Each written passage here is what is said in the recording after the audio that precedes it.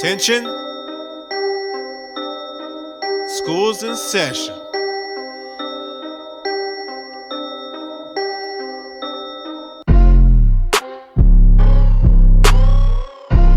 Black codes, black codes, black codes. I speak in black codes that make you get up on your toes. I got them black codes, I got them black codes. I speak in black codes that make you stay up on your toes. I'm spitting facts though with these black codes. It started off in 1863, a bloody war, freedom over slavery, broken chains, release of the family. The time had come to step towards the destiny. Oklahoma, the land of my forefathers and mothers.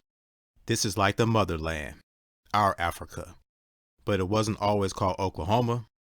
It was once known as Indian Territory.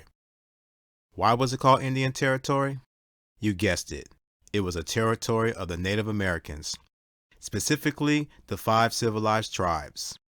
You got the Chickasaws, which was a tribe that most of our family was enslaved by, the Choctaws, the Creeks, the Seminoles, and the Cherokees.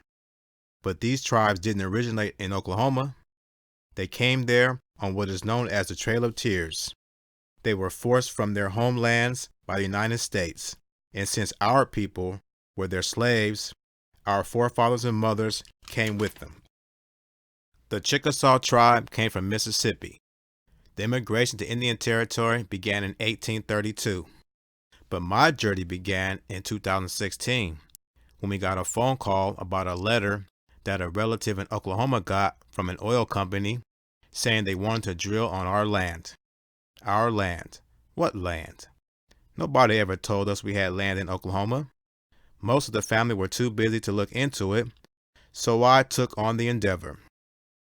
What I discovered was there was a piece of land that my grandmother, Willie Norvell Pickens Upchurch, had inherited from her grandmother, Nancy Anderson Pickens Abram, whose father was Bob Anderson.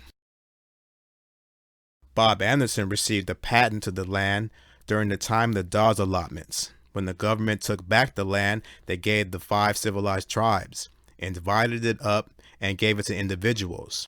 The freed people, also known as the freedmen, the former slaves, received 40 acres per individual in the household.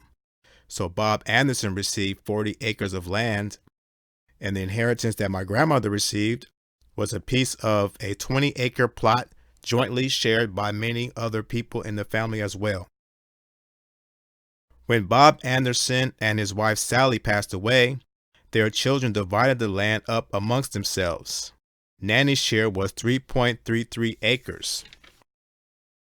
Since Nanny had 3 children, Elmo, Lyman, and Leonard, who was my grandmother Norvell's father, Nanny's share was divided amongst their families, and each received 1.1 acre of surface and mineral rights according to the stipulations of the deed, signed by all of the children of Bob Anderson. It's a beautiful piece of land. Just think, the Anderson family held on to that piece of land for over 100 years, and you gotta give them respect for that. That's real big. After learning about Nanny Anderson, I discovered she married a man named Grant Pickens, who was my great-great-grandfather. After that, she married a man named Ed Abram. Before Ed Abram married Nanny, he was married to a lady named Amanda Stevenson. Amanda was also a relative on the Stevenson side of our family. You see, Amanda's father was Steve Stevenson. Steve Stevenson had a son by a different woman than Amanda's mother, and his name was George Stevenson. George had a son named Israel, who they called Pigger, and Israel had a daughter named Essie, who was my grandmother Willie Norvell Pickens Upchurch's mother. Now, Amanda was part Native American, so during the time of the Dawes allotments, Amanda got 320 acres of land because they gave the Native Americans 320 acres opposed to 40 acres that the freedmen received. Ed and Amanda have 4 children at this time. So 4 of the children also got an upwards of 320 acres. So the family had around 1,000 acres of land. When Amanda died, Ed married Nanny. At this time, she was going by the name of Nancy Abram. Ed Abram became known throughout the community as a successful farmer, and they also had many oil leases during this time. Once Ed Abram passed away, Nancy took control of the land. As she got older, though, her health became an issue, so she began to transfer her inheritance from Ed over to the children. Elma had already died, so she sold a lot of her interest to the Speaks family and also gave her two sons, Lyman and my grandmother's father, Leonard, massive portions of mineral rights. The total of 730 acres. Unfortunately, for our side of the family, my grandmother's father sold his share 2 days later to the Speaks family as well. Or that what it appears to have happened. Is that the truth? You never know. These mineral rights would probably be worth millions to this day. Let's take a moment of silence for the millions lost.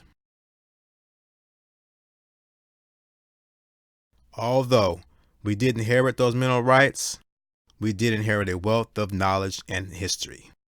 Let's continue to the part 2.